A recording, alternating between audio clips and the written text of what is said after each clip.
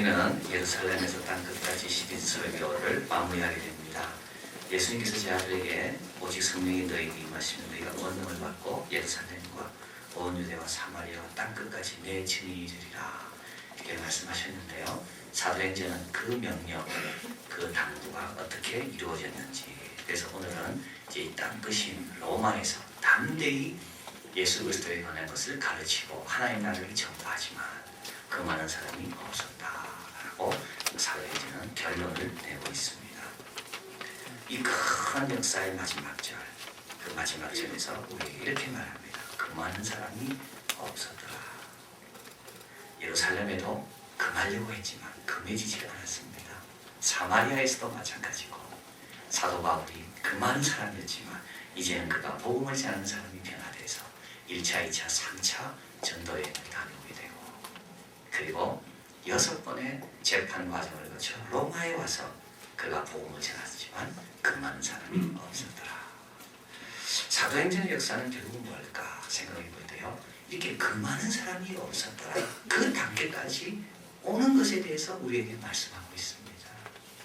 주님의 주신 그 명령을 행하기 위해서는 그 많은 사람들이 처음에 많이 나타나게 되는데, 이 그 많은 사람 앞에 물러서는 것이 아니라 이 그 많은 사람을 변화시키고 바꾸어서 결국은 아무도 금할 수 없도록 하나님의 뜻과 말씀만 전할 수 있는 상황으로 어떻게 돌파하고 만들어가는가, 그것이 사도행전이 우리에게 주는 교훈이라고 말할 수가 있습니다.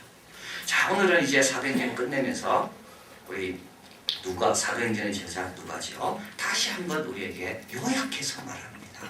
그 많은 사람이 없는 그 단계까지 가기 위해서 어떤 것을 우리가 힘써야 할까?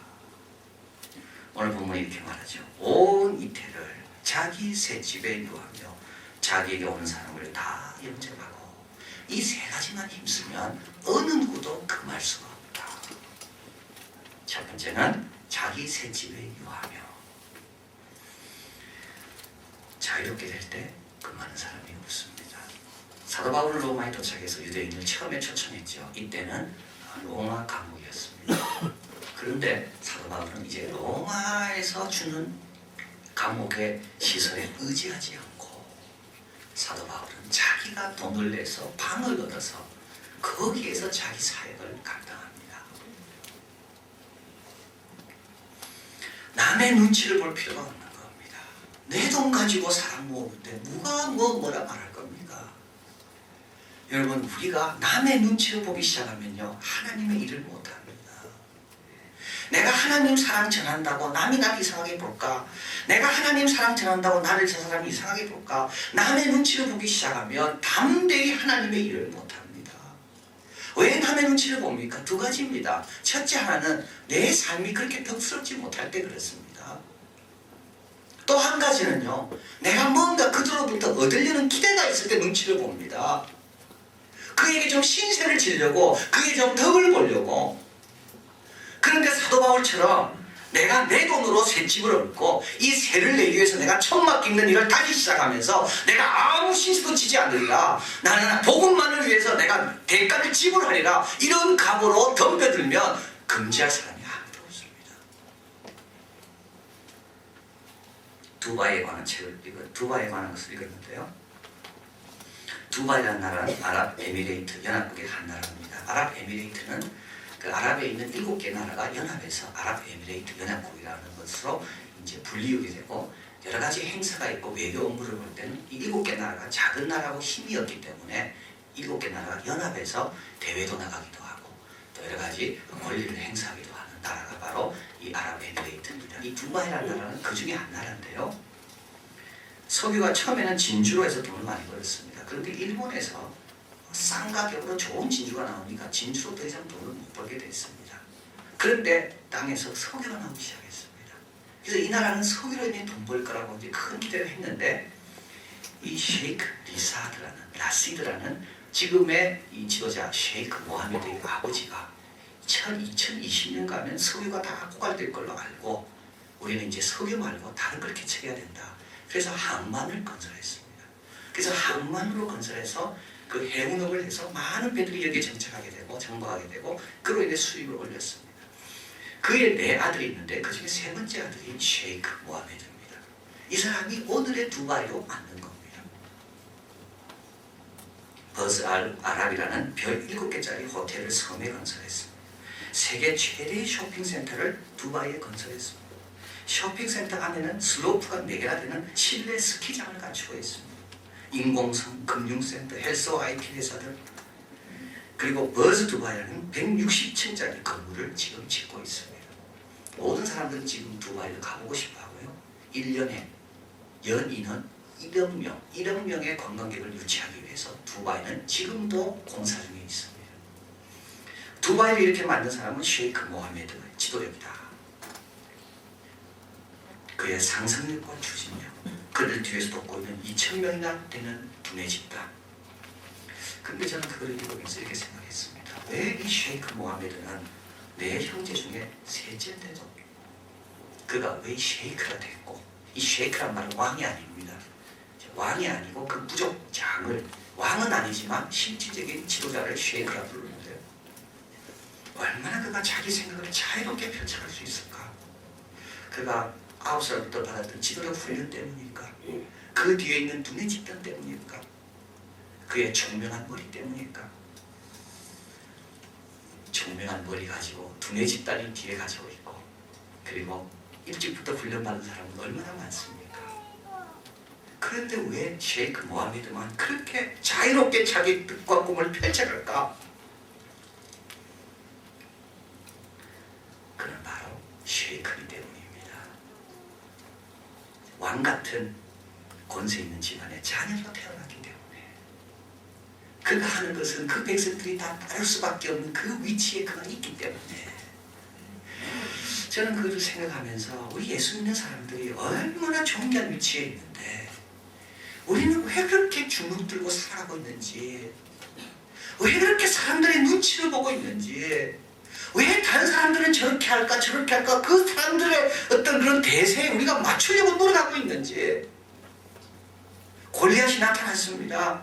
이때 엘라 골짜기에 수많은 사울의 군대들은 골리앗의 주먹만 생각하고 두려워서 꼼짝 못한다고 똑같이 우리가 살고 있는 건 아닌지. 그런데 시골에서 양을 치던 다윗이 나타나기 시작합니다. 그 다윗은 골리앗의 주먹을 보지 않습니다. 그 골리앗을 만드신 하나님을 보는 겁니다.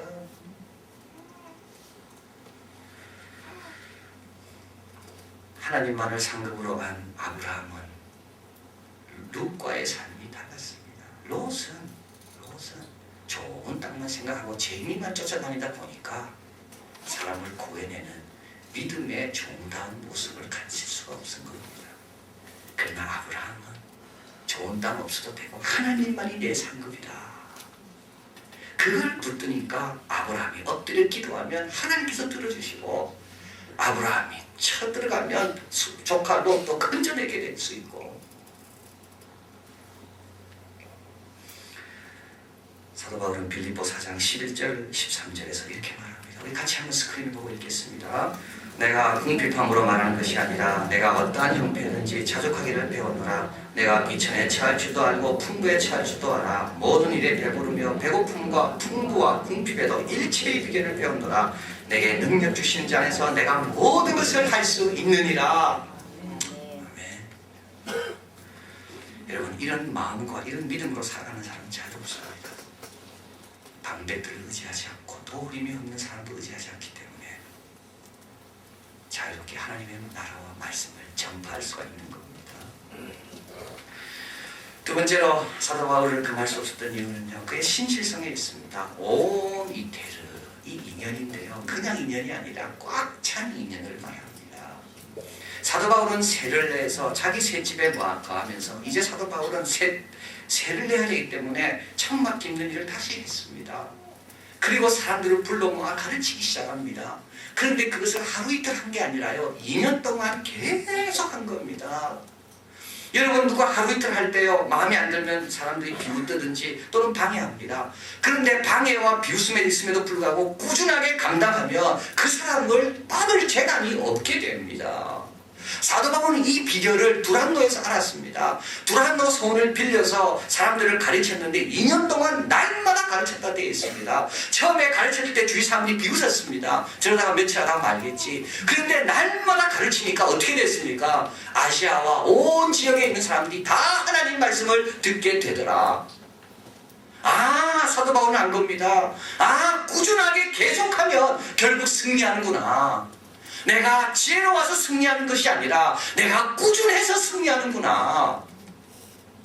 여러분, 인내는요 완전한 게 아닙니다. 완전하지 못해도 인내를 할 수 있습니다. 똑똑하지 못해도 인내를 할 수 있는 겁니다. 누가 승리합니까? 인내하는 사람이 승리합니다. 베드로처럼 무식하지만 끝까지 가는 사람이 교회의 반석이 되고요. 가룟 유다처럼 똑똑하지만 인내하지 못하면 중간에 타락하는 겁니다. 사도 바울은 이것을 알았습니다. 한 2년 동안만 내가 죽었다 생각하고 하여튼 두란노에서 열심히 가르치니까 사람들이 다 말씀을 듣구나. 그래, 내가 로마에서도 내가 한번 죽었다 생각하고 이것만 내가 집중하고 한번 가르치보자. 온 이태를 프리드리히 니체가 말했습니다. 지상과 천상을 통틀어 절대적인 사실 하나는 한 방향으로의 오랜 순종이 있어야만 하고 그때야만 인생을 살만한 가치가 있게 해주는 그 결과를 얻게 된다. 한 방향으로 오랜 순종. 세월은 가게 되어 있습니다. 1년은 지나가게 되어 있고 2년도 지나가게 되어 있습니다. 그러나 그 1년을 꽉 차게 보내느냐, 1년을 이 핑계 저 핑계 대면서 보내느냐, 1년 지난 다음에 결과는 차이가 많이 납니다. 자, 그래서 우리는 어떻게 해야 되나요? 제일 먼저 해야 될 게 하나 있습니다. 마음을 정하는 것. 하나님, 내년 1년 동안에 내 주일 한 번도 안 빠지겠습니다. 내년 1년 동안에는 내 봉사에 하는 일 내가 한번 목숨 걸고 한번 지켜보겠습니다. 이 다짐이 우리에게 필요합니다. 우리는 이 다짐을 사실 안 합니다. 왜냐하면 내가 못 지킬까봐. 그러나 다짐을 해야 하나님이 도와줍니다. 다짐을 안 하면 내가 길을 열어놓는 겁니다. 도망갈 길을요. 그러나 내가 내년 2007년도에는 내가 정말 봉사다운 봉사를 한번 해보자라고 마음을 딱 접으면 하나님께서 그 마음에 복을 주시고 환경을 주시고 여건을 주신다는 겁니다. 지난주 우리도 염성필 집사님의 장례를 치렀습니다. 여러분 기도 많이 해주셔서요. 정말 우리 염 집사님 아버님이 천국 가셨다는 확증들을 하나님께서 많이 보여주셨습니다. 우리 염성필 집사님의 집안은 원래 다 이그 집안입니다. 돌아가신 염영호 성도님은 장남이시고 장손입니다. 그리고 산산이 있는데 거기에는 이때까지 한 번도 기독교식으로 장례를 치러본 적이 없습니다. 4명의 작은 아버지들이 있고요. 고모가 계시고요. 작은 아버지들이 기독교식으로 치른다 할 때 뭐라 하실까 얼마나 염려했는지. 그런데 우리 염성필 집사가 마음을 딱 먹고 어머니와 함께 하나가 돼서 우리는 기독교식으로 장례를 치른다. 그리고 장례가 진행되는데요. 우리 작은아버지들이 얼마나 마음이 좋아지는지. 마지막 날 발인 예배 화관 예배를 드렸습니다. 그때 관을 덮은 천에도 성도 영영호 십자가, 묘비에도 성도 영영호 십자가, 순서지에도 성도 영영호 십자가, 모두가 다 성도 영영호 십자가. 그 선산은 처음으로 찬송이 울려나고 선산에 있는 많은 묘 가운데 처음으로 십자가가 묘비에 세워지 그 묘가 세워지게 됐습니다. 장례를 다 끝내고 돌아갔는데요. 저 얼마나 감사하든지. 그런데 우리 염집사님이 전화를 했습니다. 목사님 너무 고맙습니다. 그리고 너무 잘할 것 같습니다. 여러분 미리부터 겁먹지 마십시오. 왜 우리 예수 믿는 사람들은 미리부터 겁먹고 안 될 거라고 생각하고 도망갈 길부터 열어놓고 있습니까? 하나님께서는 작은 아버지의 마음을 다 책임지시겠다고 준비하고 계시는데 만약에 우리가 미리 믿음이 없어가지고 아이고 작은 아버지들 싫어할까봐 기독교식으로 못하겠다라고 타협했다면 그 그 묘에 갈 때마다 우리 염집사님의 그 가정의 마음이 얼마나 슬플까요? 여러분 확신하십시오. 믿음으로 하는 게 옳은 길입니다. 여러분 이것저것 재는 건 절대 옳지 않습니다. 믿음으로 결정하고 믿음으로 판단하고 믿음으로 따라가는 것만이 옳은 길입니다.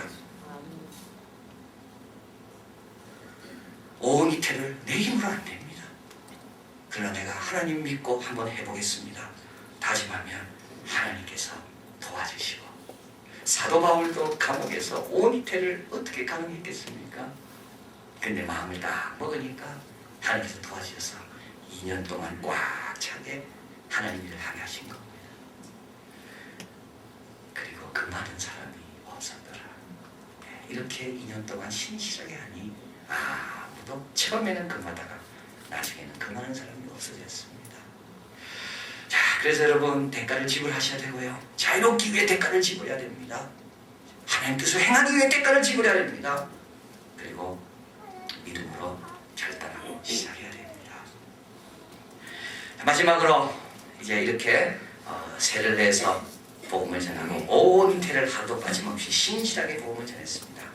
그리고 나서 이제 보니까는요, 세 번째 또 한 가지 금할 수 없게 만드는 것이 있는데, 자기에게 온 사람을 다 영접했다고 나와 있습니다. 여러분 이 구절은 참 중요합니다.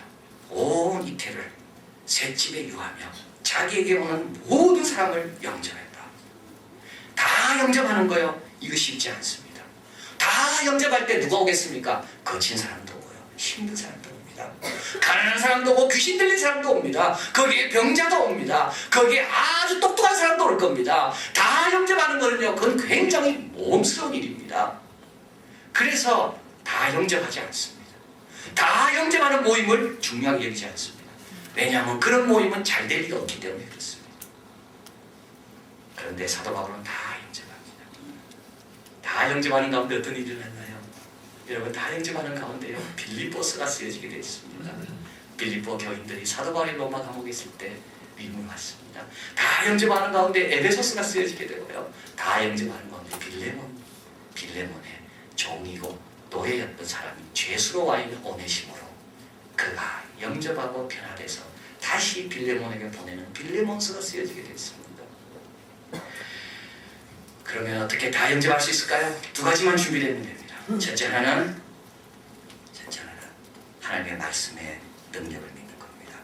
오늘 31절에 보니까 담대히 하나님 나라를 전파하며, 나는 변화시킬 수 없어 하나님의 말씀을 변화시킬 수 있기 때문에 누가 와도 상관없는 겁니다. 에스겔의 마른 골짜기로 말씀으로 일어날 수가 있는데, 내가 자꾸 사람을 가른다는 말은 뭡니까? 하나님의 말씀의 권세를 못 믿는다는 겁니다. 하나님의 말씀은 누구라도 변화시킬 수 있다는 것을 믿을 때 누가 와도 상관없습니다. 또 한 가지 여기 보니까는요, 예수 그리스도에 관한 것을 가르치려고 마음 먹어 보십시오. 누가 와도 상관없습니다.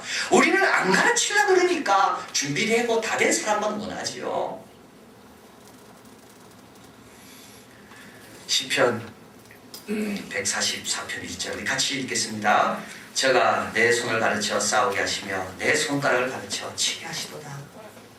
다윗이 하나님께 너무 고마워서 하는 말씀입니다. 우리 하나님은 뭘 역할을 택하셨습니까? 가르치는 역할을 택하신 겁니다.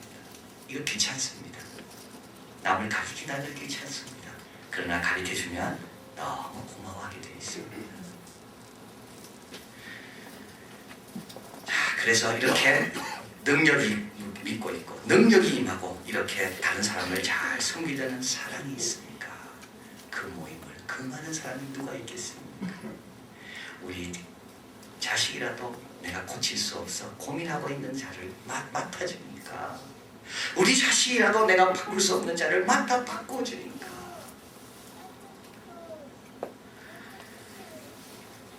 황사의 진원지로 알려진 네이몽구 마우스 사막에 던져진 인위전, 그는 사막으로 시집을 간 것을 7일간 한탄하다가 사막에 벗어날 수가 없다면 사막을 살만한 곳으로 만들어야겠다 다짐하고 그녀는 나무를 심기 시작했습니다. 그런데 사막에 바람이 엄청나게 부니까 이 심겨놓은 그 모래가 다 쓸러 내려가니까 아무 소용이 없는 겁니다. 그래서 이 여성이 지혜를 내서 먼저 풀씨를 뿌려서 풀이 자라게 하고, 그 다음에 땅이 좀 견고해진 다음에 거기에다가 나무 종자를 심기 시작했습니다. 그녀는 코뿔소를 연상시킨 만큼 단단하고 힘이 센 여자였다고 했는데요, 죽기 살기로 매달려 나무를 심고 또 심고 그렇게 해서 20년을 보내고, 그녀의 두 손에 의해서 심겨진 나무는 80만 그루가 되었답니다. 그는 인터뷰에서 이렇게 말합니다. 사막을 피해 돌아가서는 숲으로 갈 수 없었습니다. 나는 숲에 갈 수 있었지만 사막을 피해는 숲으로 가는 길이 없었습니다. 그래서 나무를 심었더니 그것이 숲으로 가는 길이 되었습니다. 그 여인의 이야기를 소개하는 사막의 숲이 있다의 저자 이미혜 씨는 이렇게 질문합니다. 이 사막에서 가장 위대한 것은 태양일까? 아니면 그 태양을 머리에 이고도 살아남는 나무일까? 아니면 해와 나무 모두를 다루는 법을 아는 이 여성일까? 사도행전 끝나면서 우리에게 금하지 않는 삶으로 초청합니다. 금하지 않는 삶으로 우리를 들어서도록. 그건 뭐겠습니까? 자유롭게 되라, 대가를 지불해라, 그리고 모두를 다 영접하고 그를 가르치려는 그런 예수님과 같은 마음을 가져라. 그리고 하루 이틀이 아니라 주님이 원하시는 그날까지 이 일을 내가 내 생명을 바쳐 감당하리라. 그러면 어느 날 우리도 주님의 복음과 사명을 완전히 감당할 수 있는 그런 금할 수 없는 그 자리에 서게 될 줄 믿습니다.